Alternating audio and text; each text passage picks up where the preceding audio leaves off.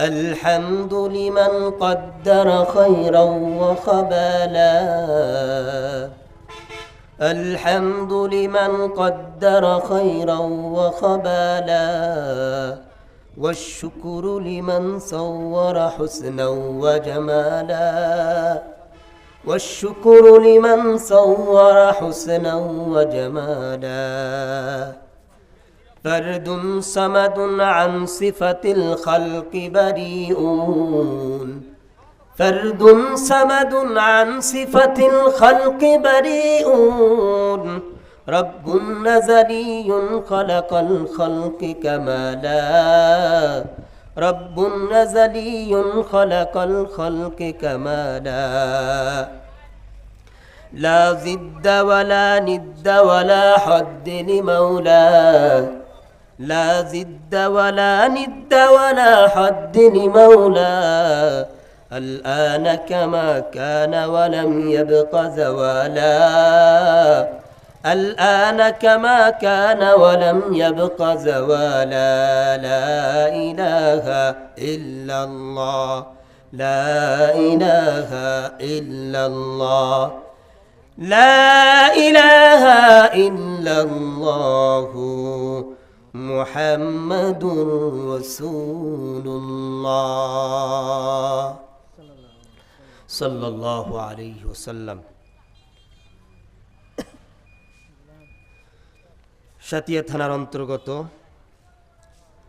গাগরাখালী পুরাতন মসজিদ এর উন্নতি কল্পে আয়োজিত গাগরাখালী নতুন কবরস্থানের উন্নতি কল্পে আয়োজিত আজকের মাহফিলের সম্মানিত সভাপতি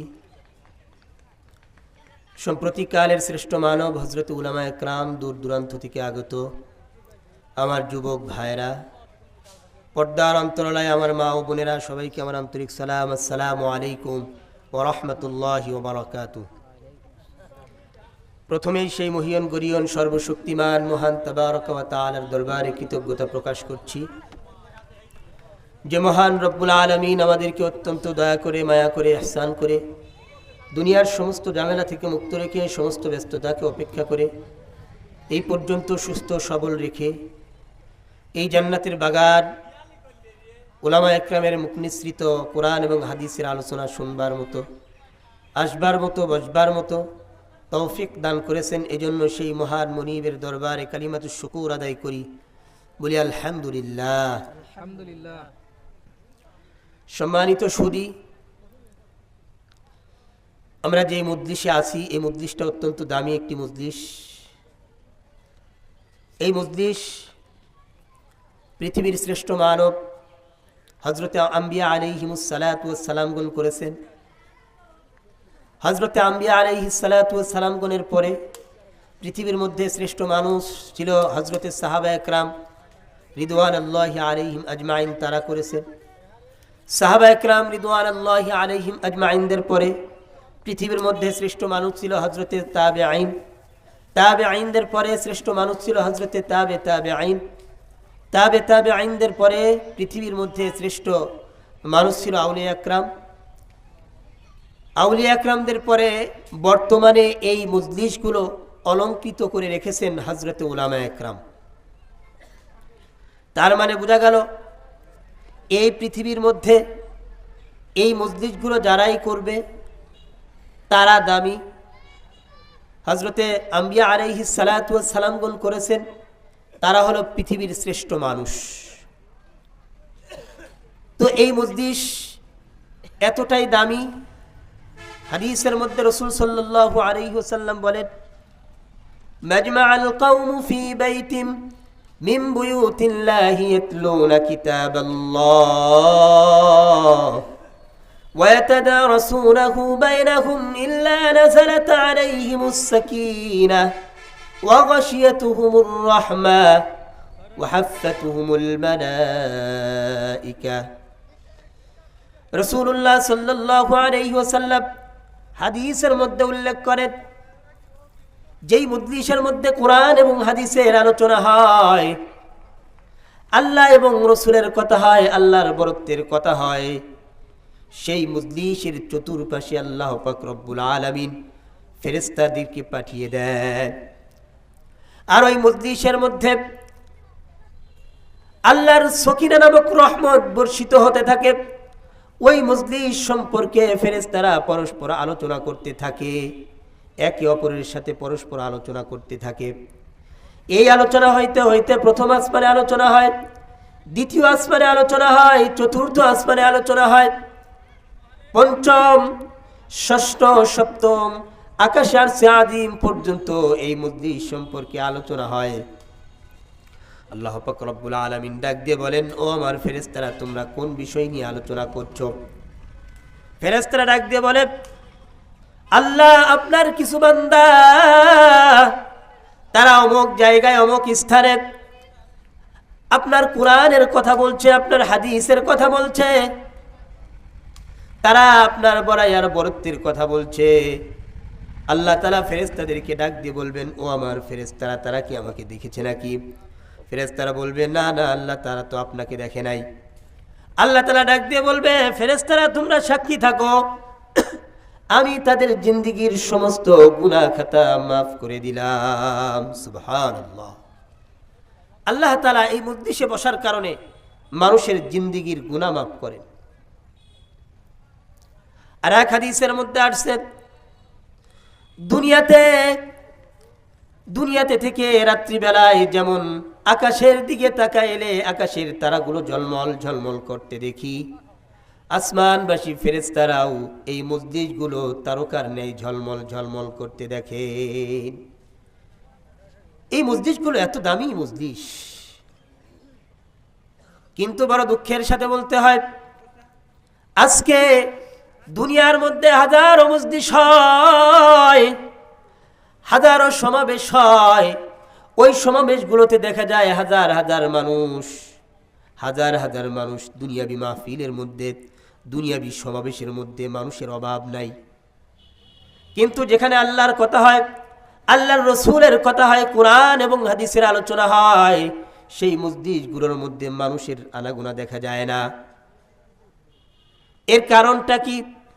এর কারণ হলো, যেই প্রভুর আলোচনা হয়, যেই কোরআনের আলোচনা হয়, যেই হাদিসের আলোচনা হয়, ওই আল্লাহর আজমত আর বরত্ব আমার অন্তরের মধ্যে নাই, ওই কোরআনের বরত্ব আর মহত্ব আমার অন্তরের মধ্যে নাই।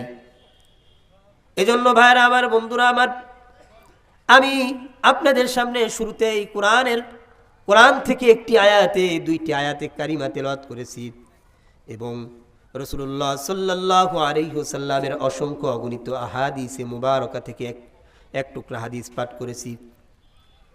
এই আয়াত এবং হাদিসের উপর আপনাদের সামনে আল্লাহর বরত্ব, আল্লাহর মহত্ব, আল্লাহর প্রেম ভালোবাসা আমাদের অন্তরের মধ্যে কিভাবে জাগে, এই বিষয়টাই এই আয়াতগুলোর মধ্যে ফুটিয়ে তোলা হয়েছে। কিভাবে আল্লাহর মহত্ব আর বরত্ব, আল্লাহর প্রেম ভালোবাসা আমার অন্তরের মধ্যে কিভাবে আসে, এই বিষয়গুলো নিয়ে আলোচনা করব ইনশাআল্লাহ। সম্মানিত উপস্থিতি, সম্মানিত ভাইরা আমার, বন্ধুরা আমার, এখনো যারা এদিক সেদিক ঘোরাফেরা করছেন, আপনাদের নিকট আমি আরজ করছি, ভাইরা আমার, বন্ধুরা আমার, আর এদিক সেদিক ঘোরানা ফিরা না করে চলে আসুন, মাহফিলের মধ্যে চলে আসুন, কোরআনের আলোচনা শোনেন, হাদিসের আলোচনা শোনেন, জীবন কামিয়াব হয়ে যাবে, জীবন সুন্দর হবে। আল্লাহ তাআলা যেই উদ্দেশ্যে আমাকে আপনাকে পৃথিবীতে পাঠিয়েছেন, সেই উদ্দেশ্য অর্জন হবে। আমার ভাইরা, আমার বন্ধুরা, এই পৃথিবীতে আল্লাহ পাক রব্বুল আলামিন আমাদেরকে পাঠিয়েছেন। কেন পাঠিয়েছেন? কি উদ্দেশ্যে পাঠিয়েছেন?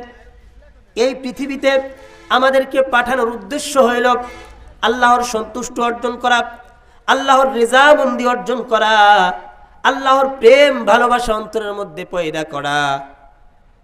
এই পৃথিবীর মধ্যে যারা আল্লাহর ভালোবাসা অর্জন করতে পেরেছে, আল্লাহর মারিফাত অর্জন করতে পেরেছে, তারা দুনিয়াতেও সফলকাম হয়েছে এবং আখিরাতেও তারা সফলকাম হবে। আর যারা আল্লাহর সন্তুষ্ট অর্জন করতে পারে না, দুনিয়ার টাকা পয়সা ধন দৌলত অনেক সম্পদের মালিক হয়েছে। ভাইরা আমার, বন্ধুরা, আবার দুনিয়াতে যত টাকার মালিক হই না কেন সব কিছু রেখে একদিন আল্লাহর হাতে আমাকে ধরা দিতে হবে। কথা বলেন ঠিক কিনা? আল্লাহর হাতে ধরা দিতে হবে কিনা? ভাইরা আমার, বন্ধুরা আমার, আমরা এই পৃথিবীতে যে যতই চেষ্টা করি না কেন কেউ দুনিয়াতে থাকবে না। এই দুনিয়া থাকার জায়গা নয়। এই দুনিয়ার থেকে সবাইকে বিদায় নিয়ে চলে যেতে হবে। সুতরাং আমি যদি কামিয়াব হতে চাই, আমি যদি সফলতা অর্জন করতে চাই, তাহলে আল্লাহর মহব্বত আর ভালোবাসা আমার অন্তরের মধ্যে ঢুকাইতে হবে। আল্লাহ পাক রব্বুল আলামিন কোরআনের এক আয়াতের মধ্যে বলেন, ওয়ারিদওয়ানুম মিনাল্লাহি আকবার। আল্লাহ পাক রব্বুল আলামিন বলেন, দুনিয়ার মধ্যে সবচাইতে বান্দার জন্য সবচাইতে বড় জিনিস যেটা, সেটা হলো আল্লাহর রেজামন্দি অর্জন করা। ভাইরা আমার, বন্ধুরা আমার, আল্লাহর রেজামন্দি অর্জন কিভাবে হবে? আল্লাহর সন্তুষ্টি অর্জন কিভাবে হবে? আল্লাহর মারিফাত আমার অন্তরের মধ্যে কিভাবে আসবে? আল্লাহর মারিফাত অর্জন করার জন্য, আল্লাহর মহব্বত আর ভালোবাসা অর্জন করার জন্য প্রথমেই আমাকে আল্লাহর বরত্ব, আল্লাহর গুরুত্ব, আল্লাহকে, আল্লাহর মহব্বতের ভালোবাসা অর্জন করার জন্য আল্লাহকে আমাকে চিনতে হবে। আল্লাহকে না চিনলে আল্লাহর মহব্বত আমার দিলের মধ্যে ঢুকবে না। দুনিয়ার মধ্যে একজন সন্তান তার মাকে ভালোবাসে, তার বাবাকে ভালোবাসে। কেন ভালোবাসে? ওই সন্তান তার মাকে মা বলে ডাকে, মাকে ভালোবাসে, বাবাকে ভালোবাসে, কারণ ওই সন্তান তার বাবার গুরুত্ব বুঝেছেন, তার মার গুরুত্ব বুঝেছেন। ভাইরা আমার, বন্ধুরা আমার, এই বাংলাদেশে এমনও অনেক ঘটনা ঘটে।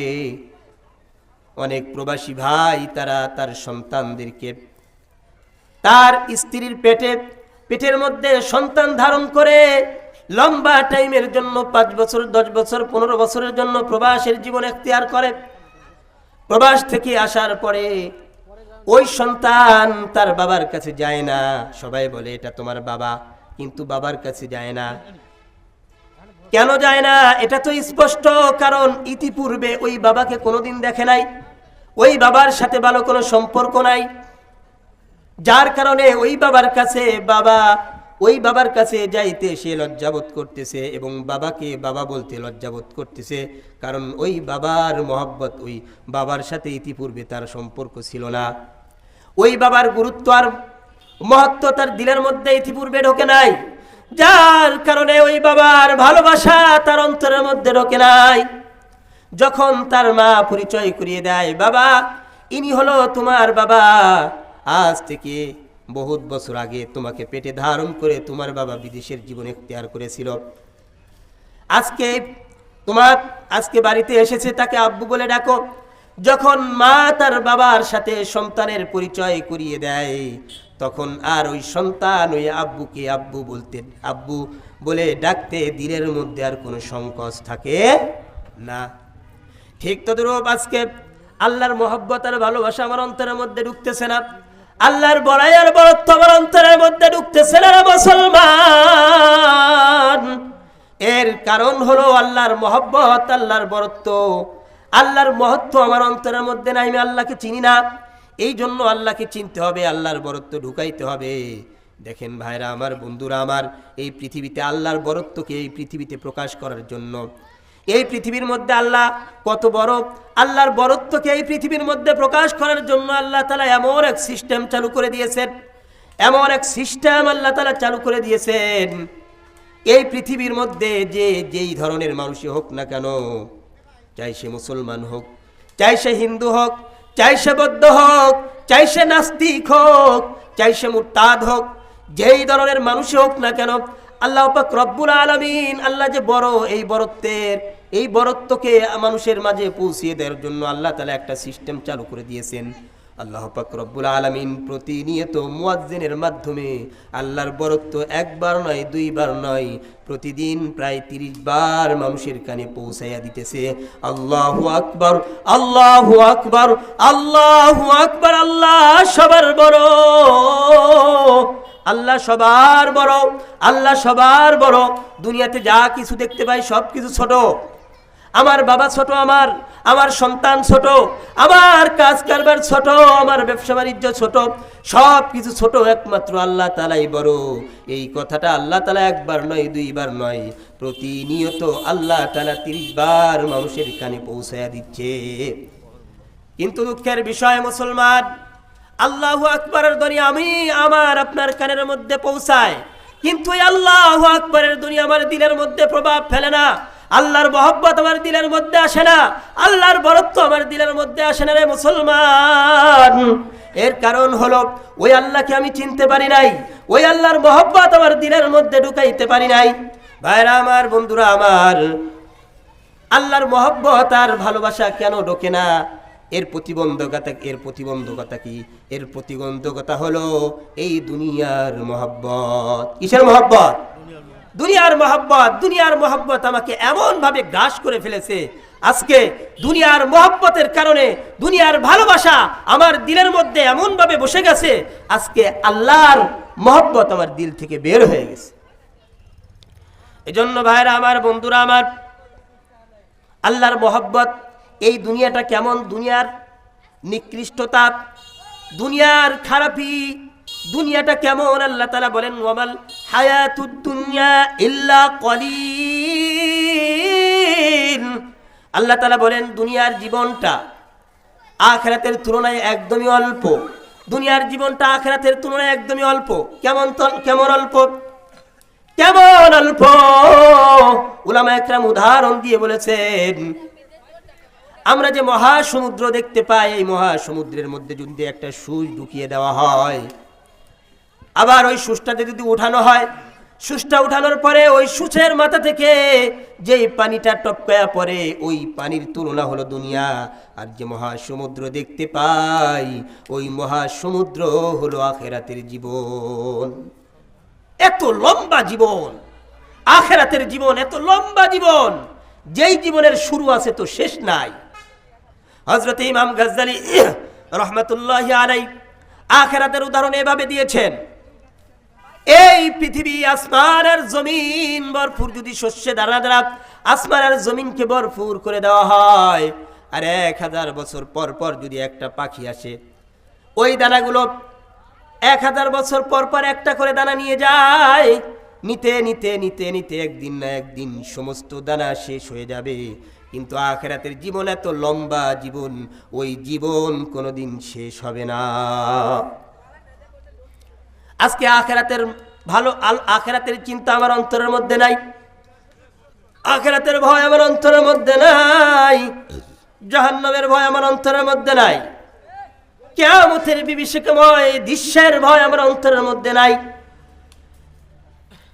আজকে দুনিয়ার মহব্বত আমার দিলের মধ্যে ঢুকেছে। দুনিয়ার উদাহরণ দিয়ে রাসূল সাল্লাল্লাহু আলাইহি ওয়াসাল্লাম একবার সাহাবা একরাম রিদওয়ানুল্লাহি আলাইহিম আজমাইনদেরকে নিয়ে কোনো একটা সফরে যাইতেছিলেন। পথিমধ্যে একটা পচা মরা গাধা দেখতে পেলেন। সাহাবা একরামদেরকে প্রশ্ন করলেন, ও আমার সাহাবীরা, তোমরা যে এই যে পচা মরা গাধা দেখতেছো, এই গাধাটা তোমরা কয় টাকা দিয়ে কিনবা? কয় দিরহামের বিনিময়ে তোমরা ক্রয় করবা? সাহাবা একরাম এই কথা শুনে আর সাজ্জন্নতি হয়ে গেলেন। তিনি বললেন, ইয়া রাসূলুল্লাহ, ইয়া হাবিবাল্লাহ, এই যে মরা গাধা পুষে মরে গেছে, এই গাধা মানুষ ক্রয় করবে কেন? এটা তো মাগনা দিলেও নিবে না, এটা তো মানুষ মাগনা দিলেও নিবে না, এটার তো কোনো মূল্য নাই, এটার তো কোনো দাম নেই। আল্লাহ তাআলা বললেন, ও রাসূলুল্লাহ সাল্লাল্লাহু আলাইহি ওয়াসাল্লাম বললেন, ও আমার সাহাবীরা, শুনে রাখো, এই মরা পচা গাধাটা যেমন তোমাদের কাছে কোনো মূল্য নেই, ঠিক তদ্রূপ এই দুনিয়াটাও আল্লাহর কাছে কোনো মূল্য নেই। এই দুনিয়াটা আল্লাহর কাছে কোনো মূল্য নেই, মূল্যহীন, কোনো দাম নেই আল্লাহর কাছে। অথচ আমরা মুসলমান, আজকে একটু চিন্তা করি, এই দুনিয়াতে আমি থাকবো কয়দিন? বর্তমান বেশির থেকে বেশি 60-70 বছরের জিন্দিগি। এই জিন্দিগির জন্য আমরা সকাল থেকে সন্ধ্যা পেরেশান হয়ে এর পিছনে লেগে আছি।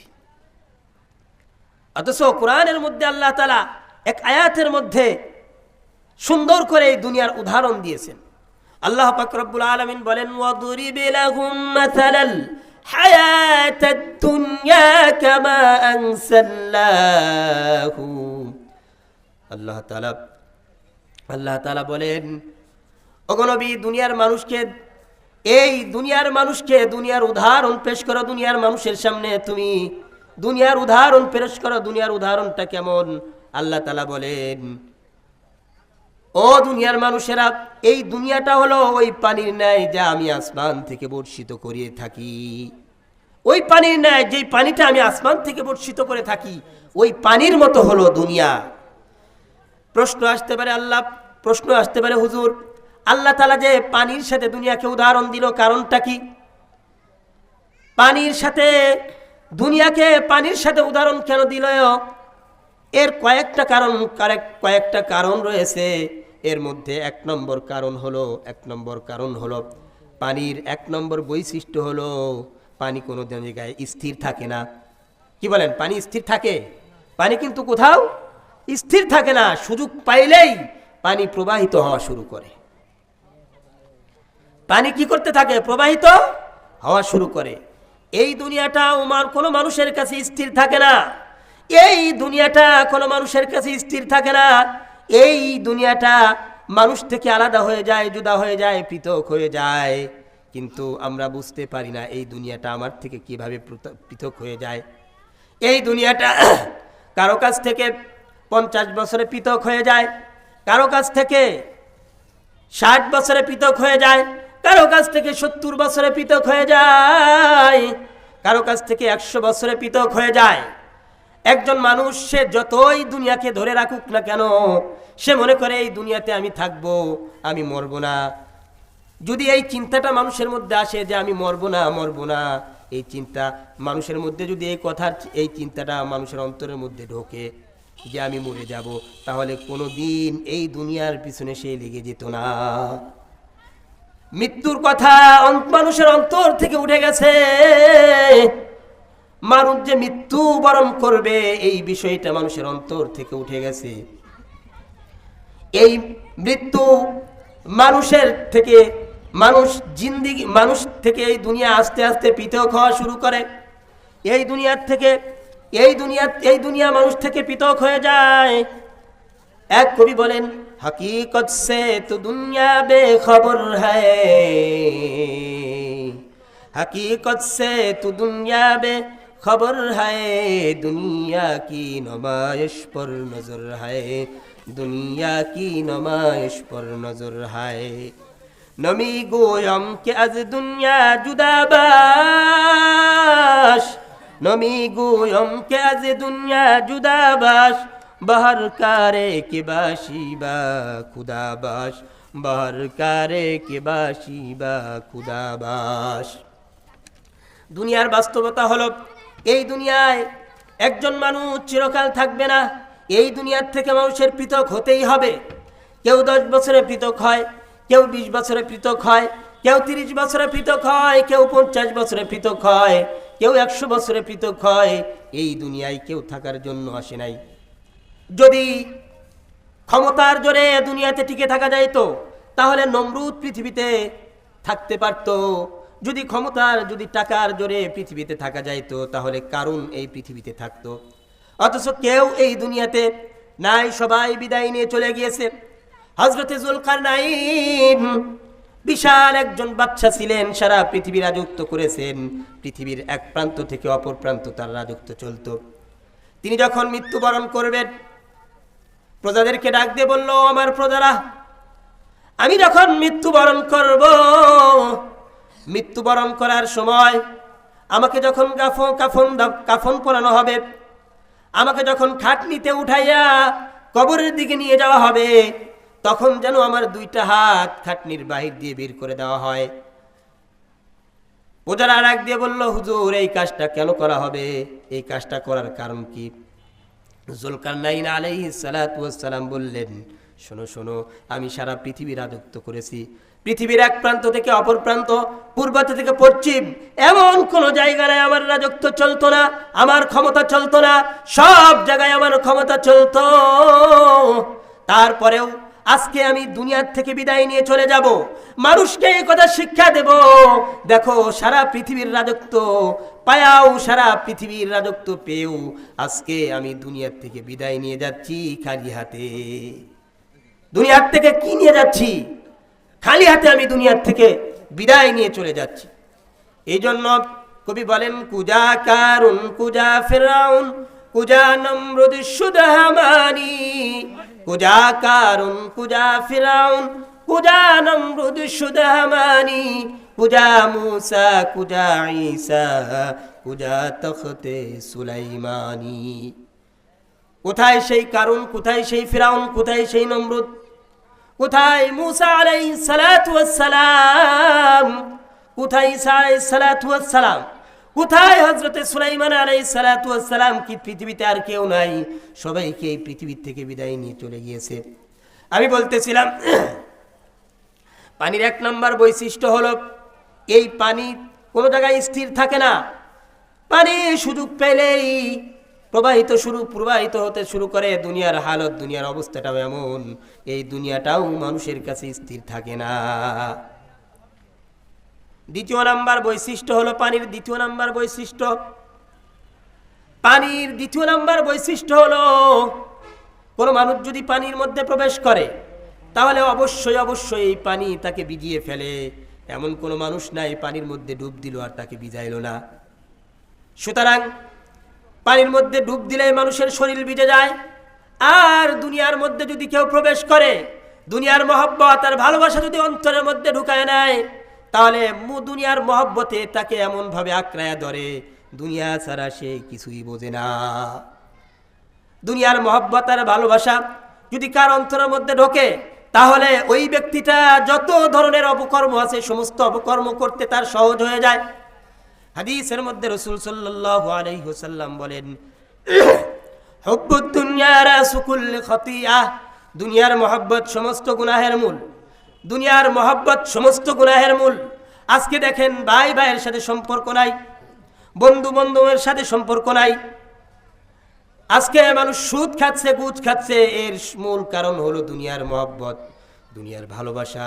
দুনিয়ার মহব্বত আর ভালোবাসার কারণে মানুষ সুদের মতো গর্হিত কাজের মধ্যে লিপ্ত।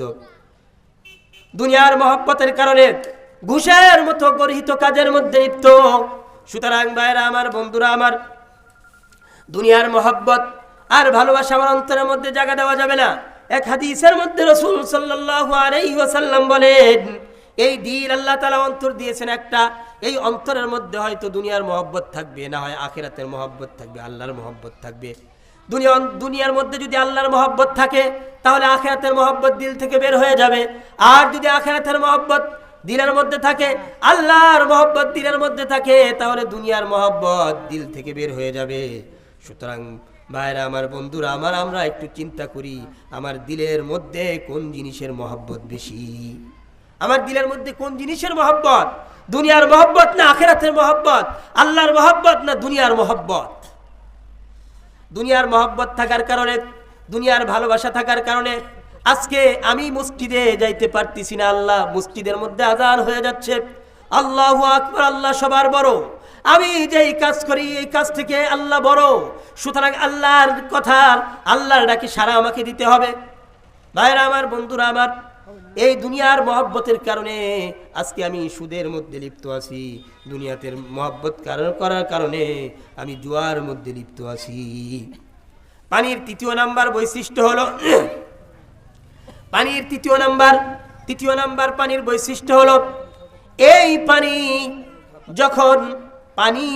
যতক্ষণ পর্যন্ত মানুষের প্রয়োজন অনুযায়ী পানি মানুষের কাছে থাকে, তখন এই পানি তার জন্য কল্যাণ হয়। পানি যতক্ষণ পর্যন্ত মানুষের কাছে প্রয়োজন অনুযায়ী থাকে, ততক্ষণ পর্যন্ত এই পানি মানুষের জন্য কল্যাণ বয়ে আনে। আর যখন পানি মানুষের প্রয়োজনের অধিক হবে, তখন এই পানি মানুষের জন্য কল্যাণ হবে না, বরং মানুষের জন্য অকল্যাণ বয়ে আনবে।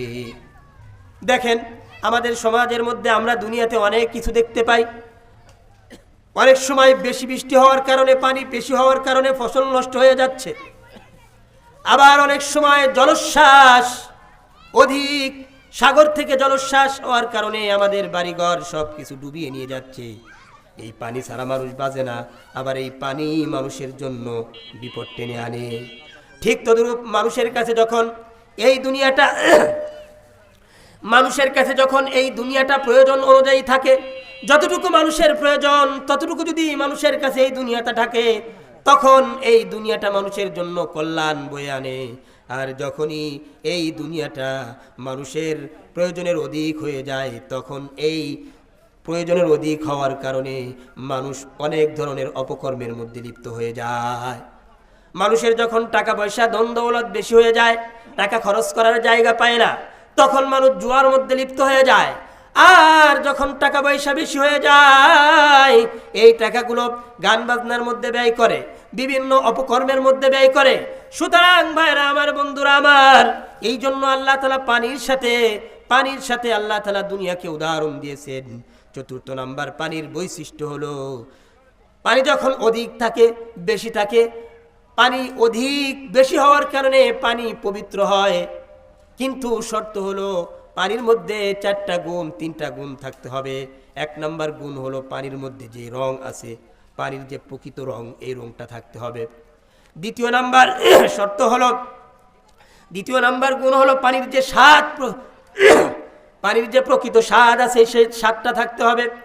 তৃতীয় নাম্বার গুণ হলো পানির যে ঘ্রাণ আছে সেই ঘ্রাণটা থাকতে হবে। এই 3টা গুণ যখন পানির মধ্যে থাকবে, তখন এই পানিটা পবিত্র থাকবে। দুনিয়ার অবস্থাটাও এমন, যখন মানুষের সম্পদের মধ্যে হারাম ঢুকে যাবে, মানুষের সম্পদের মধ্যে যখন হারাম ঢুকে যাবে, তখন এই সম্পদের স্বাদ নষ্ট হয়ে যাবে। যখন এই সম্পদের মধ্যে যখন হারাম মিশ্রিত হয়ে যাবে, সন্দেহ যুক্ত হয়ে যাবে, তখন এই সম্পদের জ্ঞান নষ্ট হয়ে যাবে।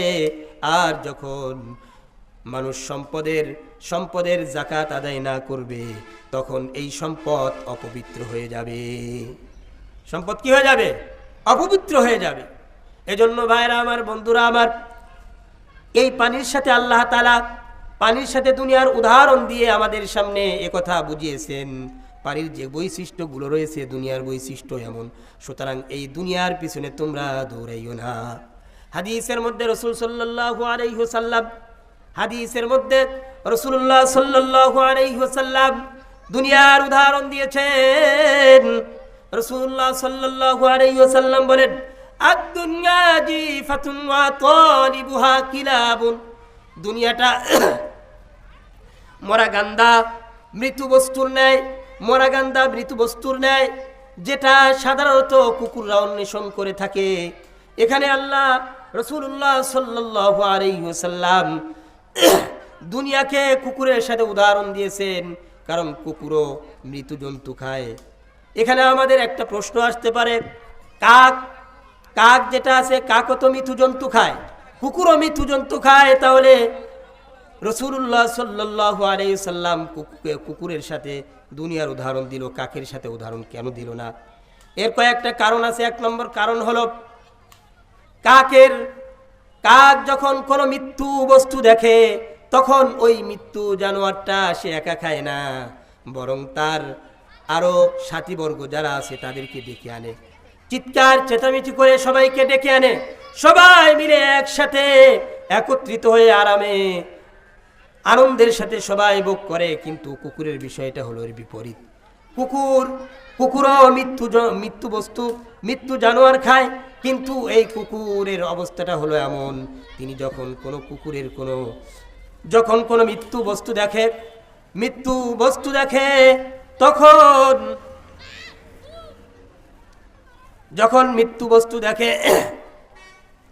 মৃত্যু বস্তু শুধু নিজেই খেতে চায়, তার মধ্যে কাউকে শরীক করে না। যদি কেউ কোনো অন্য কুকুর যদি এই মৃত্যু বস্তুর মধ্যে শরীক হতে চায়, তখন তাকে বিভিন্নভাবে ভয় দেখায়, ঝগড়া শুরু করে দেয়। দুনিয়ার অবস্থাটা এমন, মানুষের অবস্থাটা এমন, যখন একত্রে কোনো একটা বস্তু মানুষ একসাথে একটা জিনিস করে, একটা মনে করেন একটা প্রজেক্ট করলো কয়েকজন মিলে, সবাই চায় ভাগ আমার বেশি আসুক, ভাগ আমার বেশি আসুক, পুরা টাকাটা আমারই আসুক, পুরা টাকাটা আমারই আসুক, এইভাবে সবাই চায়। সবার মধ্যে বেশিরভাগ জিনিসটাই সে প্রত্যেকটা মানুষ চায়। সুতরাং ভাইরা আমার, বন্ধুরা আমার, এই দুনিয়ার মহব্বত ভালোবাসা অন্তর থেকে বাইর করতে হবে। আমি বলতেছিলাম দুনিয়ার মহব্বত আর ভালোবাসা যদি অন্তর থেকে বের হয়ে যায়, তাহলে আল্লাহর মহব্বত, আল্লাহর ভালোবাসা আমার অন্তরের মধ্যে ঢুকবে, আল্লাহর বরত্ব, আল্লাহর মহত্ব আমার অন্তরের মধ্যে ঢুকে যাবে। আচ্ছা, আজান কি এখন হবে না? এখন আজান। আচ্ছা, যাই হোক বন্ধুরা আমার, আমি যে বিষয়টা আপনাদের সামনে পেশ করতেছিলাম, সে বিষয়টা হলো যে এই যে দুনিয়ার মহব্বত ভালোবাসা যদি আমার দিলের মধ্যে থাকে, আল্লাহর মহব্বত অন্তরের মধ্যে কি হবে না? ঢুকবে না। সুতরাং দুনিয়ার মহব্বত অন্তর থেকে কি করতে হবে? বের করতে হবে। আল্লাহর মহব্বত কিভাবে ঢোকে সে বিষয়টাও আমি আলোচনা করার আমার বিষয়টা ছিল, কিন্তু সময় নেই, এই জন্য আর পারলাম না। আল্লাহ তাআলা এই পর্যন্ত যে সমস্ত কথাগুলো বললাম, আমাকে আপনাকে সকলকে এই কথার উপর আমল করার তৌফিক দান করুক। ওয়া আখিরু দাওয়ানা আলহামদুলিল্লাহি রাব্বিল আলামিন।